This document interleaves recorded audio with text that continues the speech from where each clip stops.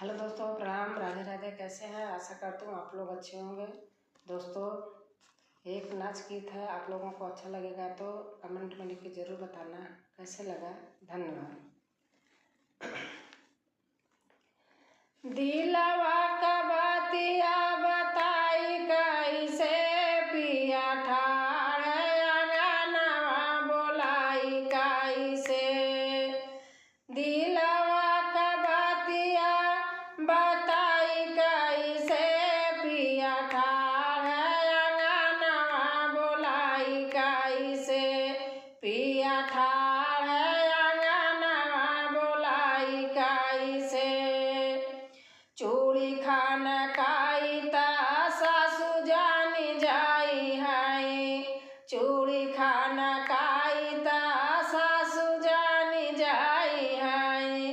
सासु जानी जाई है, ओ सासु जानी जाई है।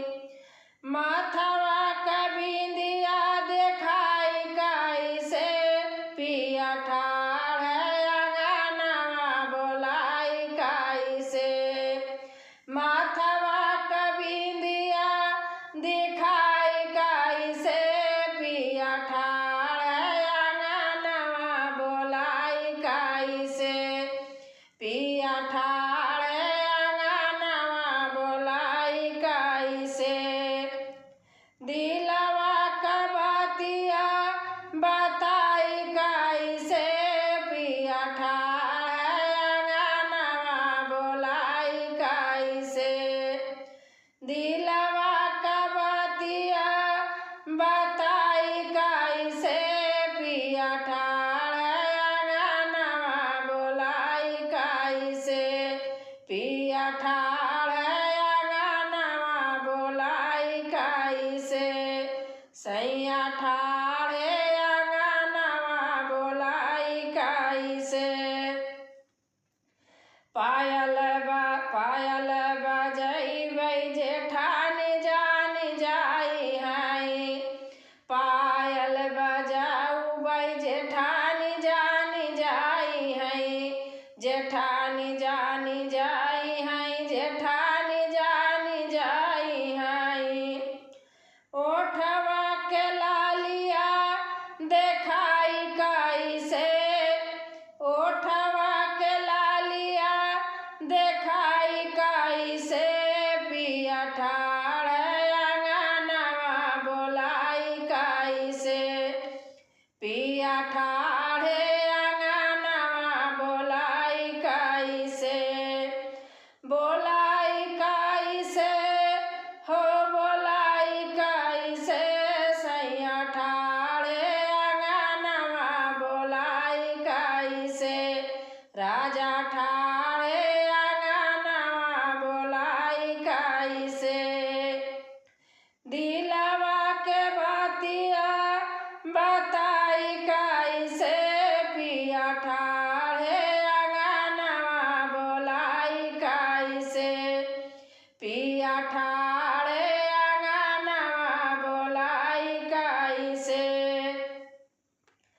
फोनवा लगाउबै देवार जानी जाई है। फोनवा लगाउबै देवार जानी जाई है। देवार जानी जाई है, देवार जानी जाई है। रेशम की चोलिया देखाई कैसे, पिया ठाड़ अंगनवा बोलाई कैसे। रेशम की चोलिया दिखाई कैसे, पिया ठाड़ अंगनवा बोलाई कैसे। पिया ठाड़ अंगनवा बोलाई कैसे। दिलवा के बातिया बताई कैसे, पिया ठाड़ अंगनवा बोलाई कैसे। सैया ठाड़ अंगनवा बोलाई कैसे।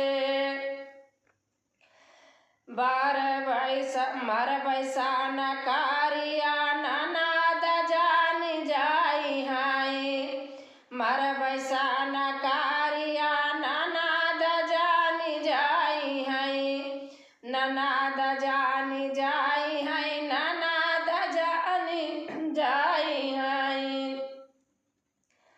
मर बैसान कारिया ननद जान जाई है, ननद जान